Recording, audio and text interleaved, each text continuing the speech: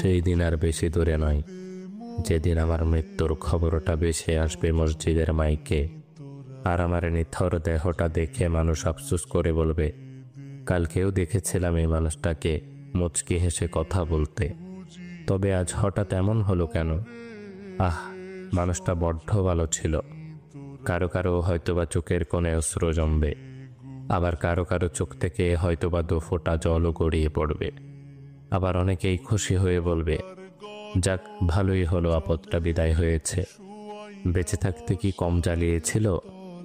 ব্যস্ততার কারণে আমার অনেক কাছের মানুষরাও হয়তোবা আমার জানাজায় উপস্থিত হতে পারবে না। আবার অনেক দূরের মানুষও শত ব্যস্ততার মাঝেও ছুটে আসবে আমাকে শেষবারের মতো বিদায় দিবে বলে। লুকিয়ে থাকবো আমি 3 টুকরো সাদা কাফনের আড়ালে। কেউ কেউ ছুটে আসবে আমাকে শেষবারের মতো একটুখানি দেখবে বলে। আবার কেউ কেউ আমার মৃত্যুর সংবাদ শুনে দোয়া পড়াটাও প্রয়োজন বোধ মনে করবে না। সেই দিন আমার পাশে থাকা ছোট্টকাল থেকে আমায় আদর যত্নে বড় করে তোলা প্রিয় মানুষগুলো বলবে, লাশ বেশি সময় ধরে ঘরে রাখতে নেই, তাড়াতাড়ি নিয়ে চলো। দাফন কার্যে অত বেশি দেরি করতে নেই। শত কষ্ট উপেক্ষা করে তৈরি করা আমার সাজানো গোছানো জীবনের সমস্ত সম্পর্ক, টাকা পয়সা, গাড়ি বাড়ি, জায়গা জমি ইত্যাদি কিছুই আর আমার থাকবে না।